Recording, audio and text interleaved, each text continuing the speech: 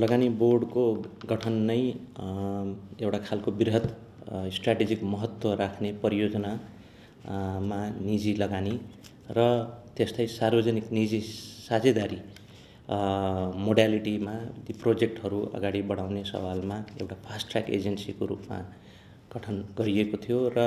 Meaningful कामहरू भएका थिए। जस्तो रूपान्तरणकारी आयोजनाको रूपमा अरुण 3 हाइड्रो इलेक्ट्रिक प्रोजेक्ट जो चाहिँ 900 मेगावाटको क्यापेसिटीको छ। त्यस्तै अब प्राइभेट इन्भेस्टमेन्टको डोमेनतिर हेर्दा होङसी सिमेन्ट र त्यस्तै वासिन सिमेन्ट लगायत अरू सिमेन्टका परियोजनाहरू अगाडि बढेका छन् र यसमा हामीले रिमार्केबल डिपार्चर लिएको बुझेको छु। अब जहाँसम्म निर्माण चरणमा गएका यी परियोजनाहरू छन्, चाहे सिमेन्टका हुन्, चाहे जलाशयुक्त आयोजना या अर्ध जलाशयुक्त आयोजनाहरू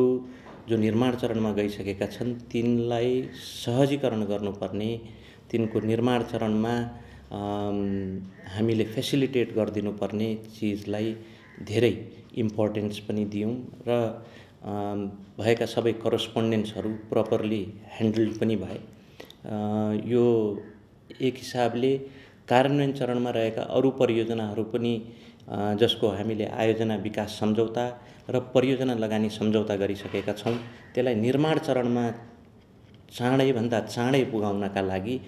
जे जस्तो चाहिँ हामीले स्ट्याट्युटरी क्लियरेन्सेसहरू दिनुपर्ने हुन्छ। हाम्रो वर्किङ पार्टनर्सहरू जो चाहिँ लाइन एजेन्सिजहरू छन्, उहाँहरूसँगको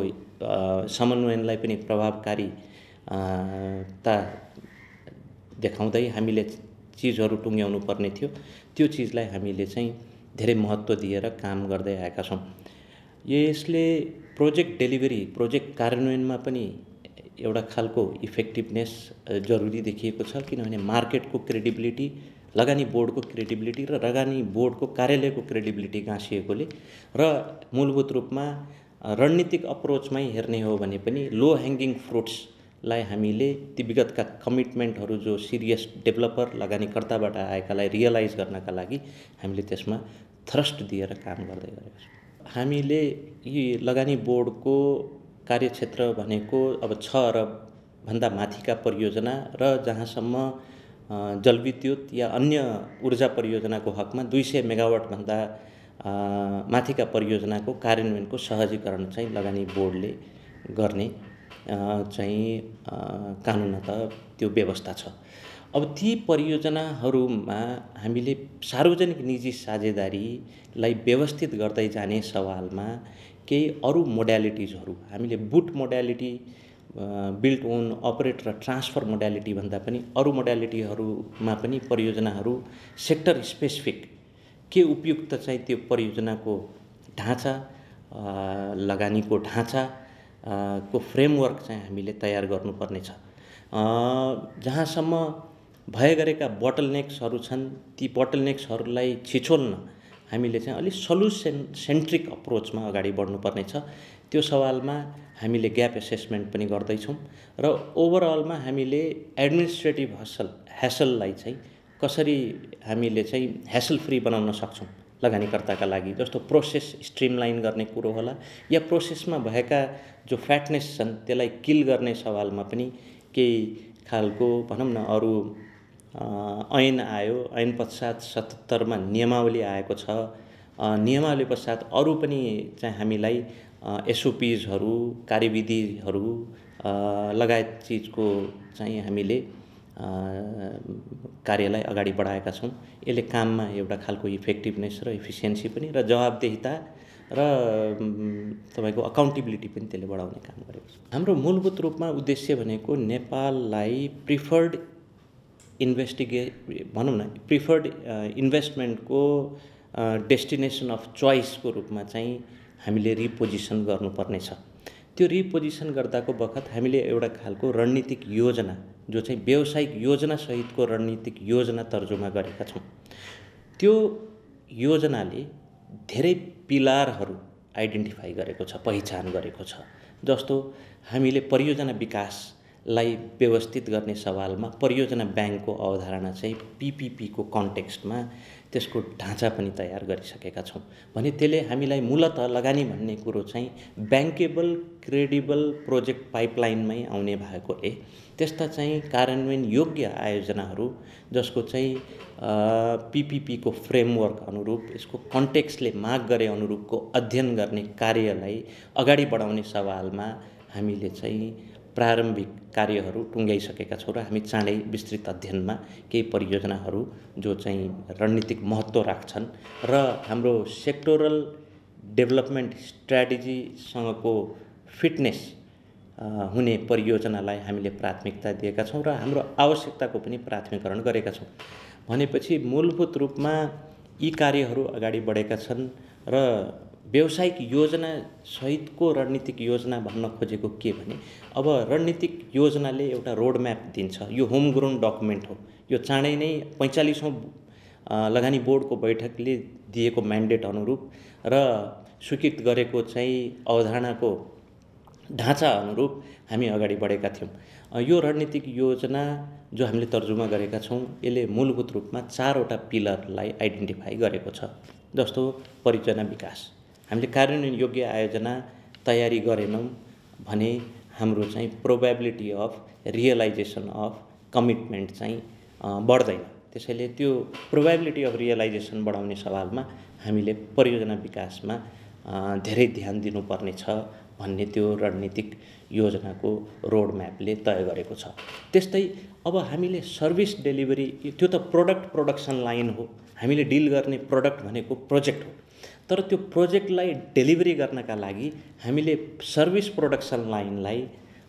स्ट्रिमलाइन गर्नु छ भनेपछि त्यसका लागि इन्स्टिट्युसनल डेभलपमेन्ट पिलर चाहिँ धेरै जरुरी हुन्छ जसले प्रणाली विकास प्रोसिजर्सहरू र ओएनएम जो अघि महत्त्वपूर्ण प्रश्न गर्नुभयो त्यो अर्गनाइजेसन म्यानेजमेन्टको सर्वे त्यो अहिले हाम्रो चाहिँ वर्किङ लोड पनि बढ्दै गएको छ त्यो वर्कलोड एनालाइसिस गरेर हामीले चाहिने उचित जनशक्ति को व्यवस्थापन अहिलेको इमेन्स निड भनौँ न एउटा आवश्यकता चाहिँ महसुस गरेको छु त्यो अध्ययन पनि को कार्य चाहिँ टुङ्गिने क्रममा छ त्यसमा तालुकदार मन्त्रालय लगायतको पनि स्ट्रङ कमिटमेन्ट छ। त्यस्तै अर्को इम्पोर्टेन्ट पिलर भनेको इन्भेस्टमेन्ट प्रमोसन हो। अब त्यो इन्भेस्टमेन्ट प्रमोसन अब कोभिडको रेजिममा छौँ हामी र यो कोभिड को इम्प्याक्ट परेका केही सेक्टर्सहरू पनि छन् तर त्यसका बावजुद पनि इन्ट्रेस्टहरू आइरहेका छन् ती आइरहेका इन्ट्रेस्ट भनेका विनिङ सेक्टरहरूमा हो तर केही सेक्टर्सहरू त हार्ड हिट छन् त यस्तो अवस्थामा हामीले प्राग्मेटिक तवरले चाहिँ इन्भेस्टमेन्ट प्रमोसनको लगानी प्रवर्धन को कार्यलाई प्रभावकारिता कसरी ल्याउने भन्ने सवालमा त्यो रणनीतिक पिलरको पनि हामीले कार्यान्वयन कार्ययोजना बनाएका छौँ। त्यसमा उदाहरणका लागि हाम्रो जो इकोनोमिक डिप्लोमेसीको अप्रोच छ त्यो under the edges of ministry of foreign affairs जो हाम्रा डिप्लोमेटिक मिसन्सहरू छन् तीन मार्फत चाहिँ हामीले इकोनोमिक डिप्लोमेसीको इम्पोर्टेन्ट पिलर भनेको इन्भेस्टमेन्ट प्रमोसन हो भन्ने साउन्डिङ गरेका छौँ र त्यसमा परराष्ट्र मन्त्रालयको पनि हामीले सहयोग पाएको छौँ र चाँडै त्यसलाई एउटा खालको कार्यान्वयन कार्ययोजना नै बनाएर अगाडि जान्छौँ। तर त्यसका बावजुद यो पिरियडमा हामीले हाम्रा बाहिर रहेका दूतावासहरूसँगको सहकार्यमा ट्रेड मात्रामा सीमित नभई इन्भेस्टमेन्टको आस्पेक्टमा पनि प्रमोसनका कार्यहरू कन्फरेन्सहरू र ती नेपाल मार्केट र नेपालको स्पेसिफिक चाहिँ मार्केटको सेक्टर्सहरूप्रति इन्ट्रेस्ट राख्ने प्रोस्पेक्टिभ इन्भेस्टरसँगको कम्युनिकेसन पनि अगाडि बढाएका छौँ। त्यस्तै चौथो इम्पोर्टेन्ट पिलर भनेको कोअर्डिनेसन र कोल्याबोरेसन हो। त्यो पाटोमा मैले अघि भने सर्भिस डेलिभरी मेकानिजमलाई स्ट्रेन्थन गर्नलाई प्रणाली चाहियो परियोजना ब्याङ्कको प्रणालीको कुरो गरे त्यस्तै वेबमा आधारित एकल बिन्दु सेवाको अवधारणा हामीले तयार गरिसकेका छौँ र यसको नेटवर्क आर्किटेक्चर कस्तो हुनुपर्छ र प्रोजेक्टलाई बेस्ट तवर चाहिँ फेसिलिटेट गर्नलाई हामीले चाहिँ त्यसको प्रोसेसहरू के हुन्छन् ती प्रोसेसलाई हामीले कसरी चाहिँ छिटो छरितो ती काम सम्पादन गर्न सक्छौँ र जिम्मेवार निकायलाई उत्तरदायी बनाउन सक्छौँ भन्ने चिजलाई विचार गरेर हामीले वेबमा आधारित एकल बिन्दु सेवा को प्रारम्भिक चरणको तयारी टुङ्गिँदै गरेको अवस्था छ। त्यसमा हामीले पाइलोटिङ गर्नु जरुरी छ र यस्ता सिस्टमहरू हामीले होमग्रोन नै इनहाउसै क्यापेसिटी र इनहाउसै इन्भल्भमेन्ट, किनभने एक्सपिरियन्स भनेको यहाँ भएका निजामती सेवा समूह या ब्लेन्डेड स्ट्रक्चरमा यहाँ काम गर्ने गर्छौँ कन्सल्टेन्ट साथीहरूको कोल्याबोरेटिभ एफर्टमा यी चिजहरू जहाँ हामीले लगानीकर्ताले भोग्दै गरेका समस्यालाई कसरी छिचोल्न सक्छौँ भन्ने कुरोलाई पनि मध्यनजर गरेर यो प्रणालीको पनि विकासको कार्य अगाडि बढेको छ। त्यस्तै नलेज म्यानेजमेन्ट पोर्टल भनेका छौँ। एउटा परियोजना भनिसकेपछि त्यसको परियोजनाको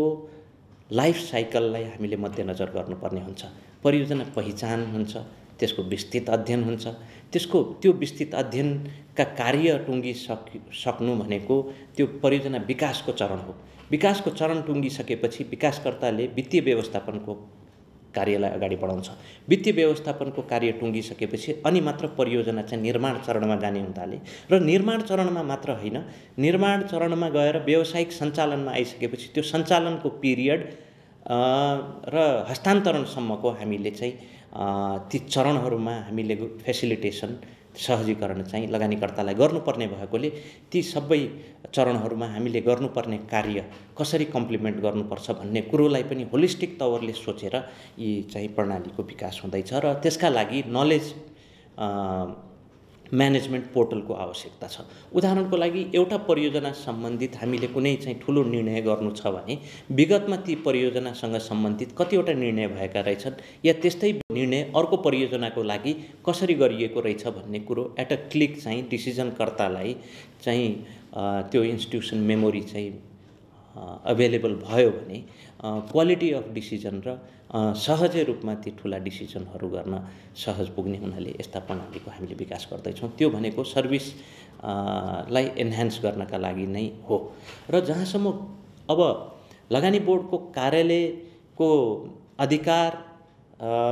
कर्तव्य र यसले सम्पादन गर्नुपर्ने काम जो हाम्रो कन्ट्रोलमा छन् ती कार्यमा त हामी तदारुकता र एउटा खालको फास्ट ट्र्याक अप्रोच उन्मुख हामी अगाडि बढिसकेका छौँ। मलाई लाग्छ विगतमा यसो 37 दिन जति एभरेजमा लाग्ने गर्थ्यो कुनै विकासकर्ताको फाइल भने अहिले एभरेजमा 7-8 दिनमा हामी फाइल टुङ्ग्याउँदैछौँ। र म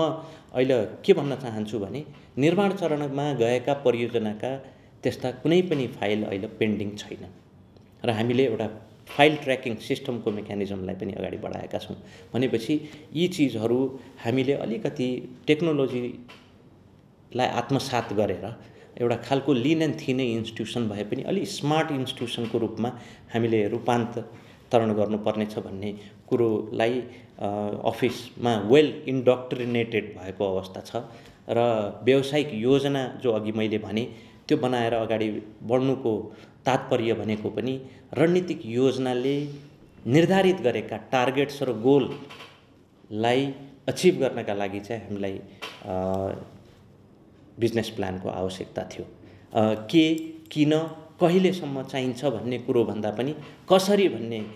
कुरोलाई सम्बोधन चाहिँ व्यावसायिक योजनाले गर्ने भएकोले त्यो व्यावसायिक योजना जो हामीले तर्जुमा गर्यौँ त्यसको उपाध्यता पनि हामीलाई वार्षिक विकास कार्यक्रम तर्जुमा गर्दा त्यसले हामीलाई धेरै सहजता प्रदान गर्यो र एउटा खालको स्ट्र्याटेजिक ओरिएन्टेसनैका साथ चाहिँ यी कार्यहरू अगाडि बढेका छन् र मैले रणनीतिक योजनाले अख्तियार गरेको ढाँचाको बेसिसमा यो मैले कुरो राखेँ र मूलभूत रूपमा अर्को पिलर भनेको कोअर्डिनेसन र कोल्याबोरेसन हो। त्यो समन्वयन र सहकार्यमा काम गर्नुपर्ने हुन्छ र मूलभूत रूपमा यी परियोजनाहरू जो लगानी बोर्डले अगाडि बढाउँदै गरेका छन् यी रणनीतिक महत्त्वका हुन्छन्। यसमा हामीले क्वालिटी इन्भेस्टमेन्टको अपेक्षा गरेका हुन्छौँ किनभने यसले गुणात्मक प्रतिफल दिने हुँदा भनौँ न अब डिसेन्ट रोजगारी लगायत इकोनोमिक डेभलपमेन्टमा भ्यालु एडिसन पनि गर्ने प्रोजेक्टहरू भएकोले आत्मनिर्भर पनि बनाउने, हाम्रो चाहिँ ब्यालेन्स अफ पेमेन्टलाई पनि करेक्सन गर्ने लगायतका यसको टेन्जिबल इम्प्याक्ट चाहिँ इनपुट चाहिँ यसले जिडिपीलाई दिने भएकोले यी प्रोजेक्टहरू भनेको हामीले सबैले बुझ्दा यी चाहिँ सेयर्ड भिजन र सेयर्ड गोलका साथ र यो मुलुकको चाहिँ समष्टिगत आर्थिक सामाजिक विकासमा कम्प्लिमेन्ट गर्ने प्रोजेक्ट हुन् भन्ने सोच राख्नु जरुरी छ र कोअर्डिनेसन र कोल्याबोरेसनको पिलरको स्पिरिट अनुरूप हामीले कार्यान्वयन कार्ययोजना बनाएका छौँ र त्यसका लागि अघि मैले उल्लेख गरेका चिज लगायत अरू पनि प्रमुख क्रियाकलापहरू हामीले अगाडि बढाउनु पर्नेछ। त्यसको रिफ्लेक्सन चाहिँ हाम्रो वार्षिक विकास कार्यक्रम र भनौँ एकजना प्रमुख कार्यकारी अधिकृतले एउटा खालको स्ट्र्याटेजिक भिजनका साथ चाहिँ एउटा संस्थालाई ड्राइभ गर्नुपर्ने हुन्छ। त्यो भिजनलाई इम्प्लिमेन्ट गर्नका लागि हामीले यो व्यावसायिक योजना सहितको रणनीतिक योजना तर्जुमाको कार्य चाहिँ लगभग टुङ्ग्याउँदै गरेको अवस्था हो।